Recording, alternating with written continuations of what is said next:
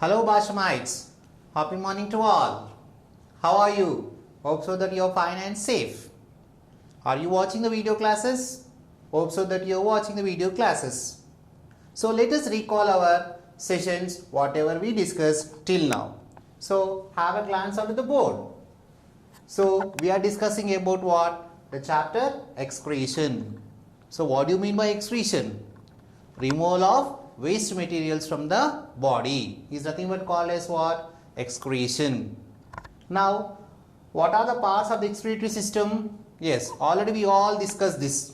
Okay, now tell me, what are the parts of the excretory system? Yes, it consists of a pair of kidneys, a pair of ureters, urinary bladder and urethra. So, these are the parts of what? Excretory system. What is the color of the kidney? It is reddish brown in color. What is this? Renal vein. Which blood it will carry? It carries deoxygenated blood without impurities. What is this? It is renal artery, which carries oxygenated blood with impurities. Am I correct? Now, which kidney is lower in position? The right one or the left one? Yes, the right one is lower in position due to the presence of liver. Am I correct? Now, what is the urine that is produced in the kidneys will be passing into what? Ureters. What is that wave-like motion called as? Peristaltic movement. Am I correct? Through the peristaltic movement, whatever the urine that is formed in the kidneys will be flowing out into the ureters. From the ureters, it flows to what? Urinary bladder. From the urinary bladder, it flows to what? Urethra. From there, outside the body. So, we all this discussed about in the previous session. Now, what is the basic structural and functionality of kidneys? Yes, look at here. What is this? Nephron. Am I correct? The nephron is the basic structural and functionality of kidneys, because the urine formation takes place in what, ma? The nephrons. Am I correct? So nephrons plays a very important role in the formation of urine. So look at here. This is what? The woman's capsule. This is what? The glomerulus. This is the renal artery. This is renal vein. This is afferent arteriole. This is efferent arteriole. And these tiny glomerulus which are surrounding the nephron are called as peritubular capillaries. So this is called as PCT. This is called as loop of Henle. This is DCT and this is collecting tube. Am I correct? So these are the parts of what? The nephron. Then in how many steps the urine formation takes place? It occurs in 4 steps. What are they? First step is glomerular filtration. Second step is tubular reabsorption. Third step is tubular secretion. Fourth step is concentration of hypertonic urine. Am I correct? And one more point. The deficiency of vasopressin causes what? Diabetes insipidus. Am I correct, buddies? Yes. Now look at the next one. Our topic is what? Micturition. So what do you mean by micturition? First we'll define it. It is a process where the urine is expelled from the body. So what do you mean by micturition? It is a process of removing of urine from the body. That process is nothing but called as what? Micturition. Now check it out here. When you see the structure of urinary bladder, observe the structure carefully. So this is the structure of urinary bladder. So these two are what? Ureters, which will carry the urine from what? Kidneys to the urinary bladder. When you see the structure of this urinary bladder, observe very carefully. There are 2 sets of sphincters. One is called as internal urethral sphincter. So here we have the internal urethral sphincter. So this one is what, ma? External urethral sphincter. So there are 2 sets of circular sphincters present in the urinary bladder. What are they? Check it out. This is internal urethral sphincter and this is what, ma? The external urethral sphincter. Now check it out. What is that?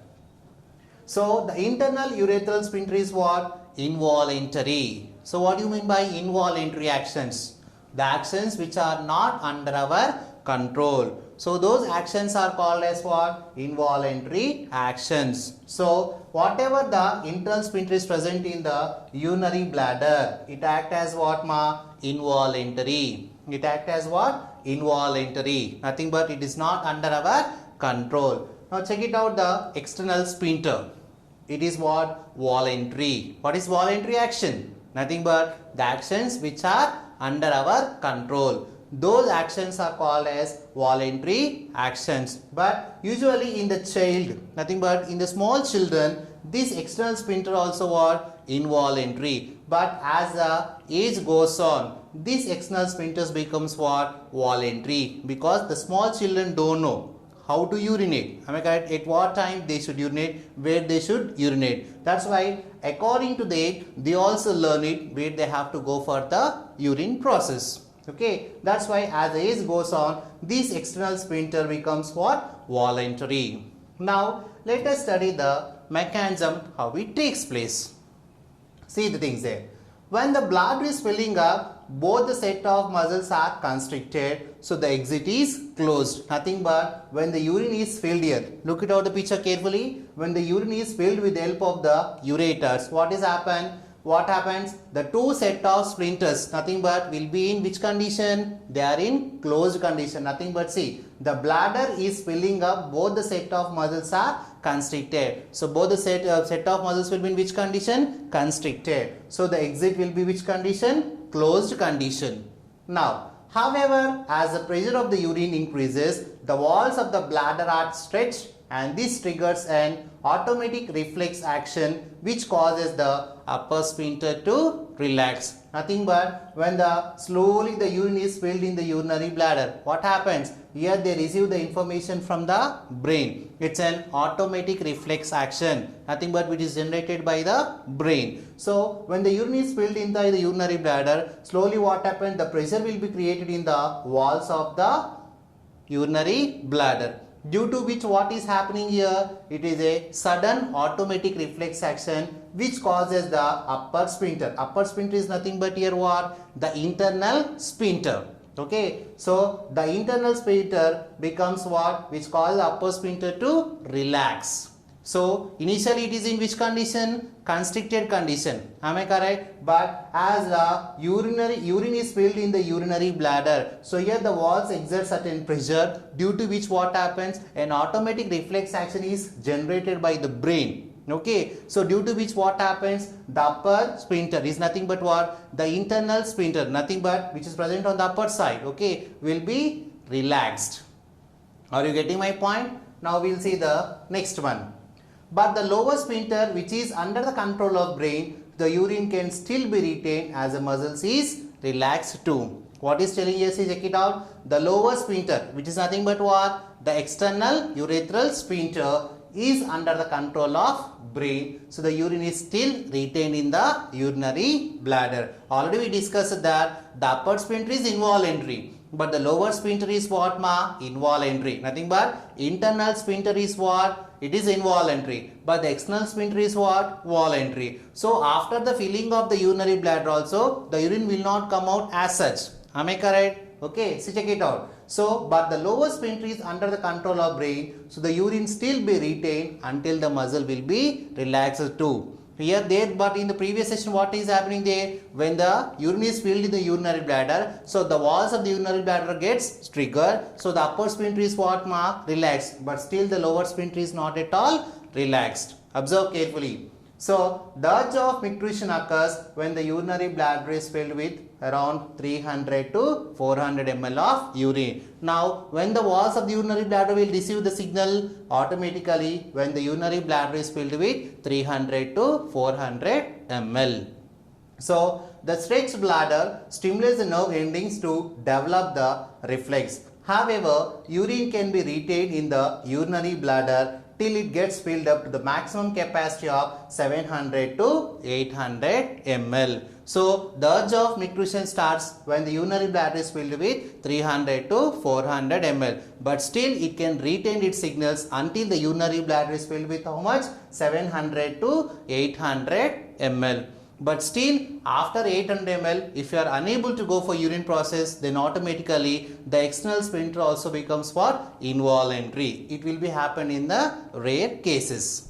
Getting my point, buddies? Yes. Now, how much amount of urine is produced per day? It will be around 1.6 to 1.8 liters of urine is produced per day. I hope so that you understood how the micturition process takes place inside our body. Now see the next one. Its quantity increases with large intake of fluids like water, fruit juices, and decreases with lesser intake. So what is telling here? Suppose if you are drinking more amount of water, or if you are taking more amount of fruit juices or the fruits which contain more amount of water, automatically we go for more urination. Getting my point? So suppose if you are taking less water, then what will happen? You go for less urine process. Getting my buddies? Yes. Now see the next one. So this is how we know about the micturition process. Now next topic is what? The composition of urine. Actually exactly what is present inside urine. Let us check it out now. Urine contains water, organic substances and inorganic substances. So it contains water as well as organic as well as what ma? Inorganic substances. So how much amount of water is present there?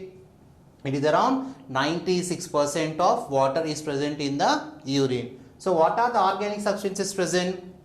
It is 2.5% of organic substances are present in the urine. So check out the examples for organic substances. They are urea, uric acid, creatinine, creatinine, water soluble vitamins, hormones and oxalates. So these are all the organic substances that are present in the urine.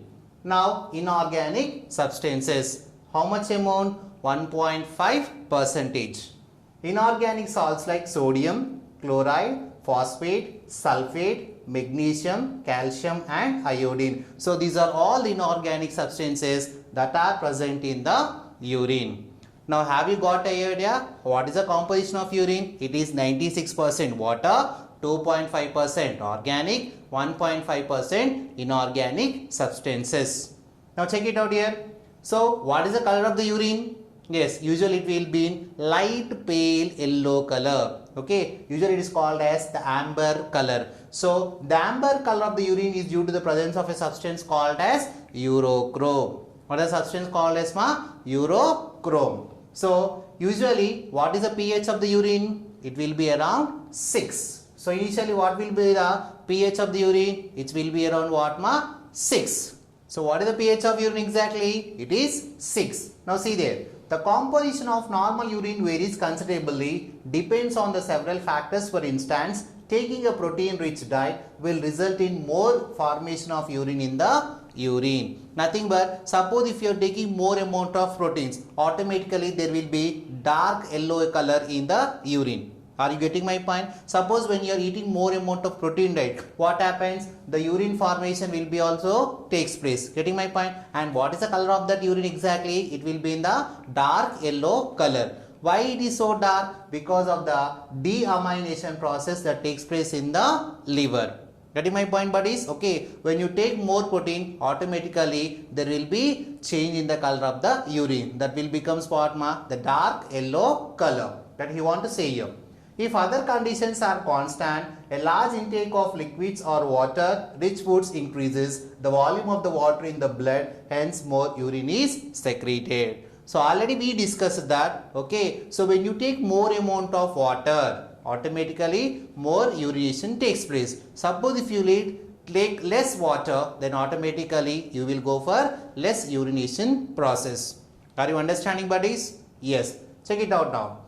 Already we discussed one point. Initially when the urine is formed, what is the condition? It will be in the acidic condition. That will be around what 6. What will the pH of the urine? It will be around 6. But in the beginning, but becomes alkaline on standing due to the decomposition of urea to form what? Ammonia. So what is happening here? Initially whatever the urine that is formed, okay, it will be in which condition? Acidic condition. But as slowly what happens? It changes to alkaline. Alkaline is nothing but what? Basic. Why? Because the urea is slowly converting into what? Ammonia. Please have a note down point, most important here. Okay, why slowly the urine turns into alkaline? Because here the urea converts to ammonia. So have a note down point. It's most important, conversion of urea to ammonia. Now the next one.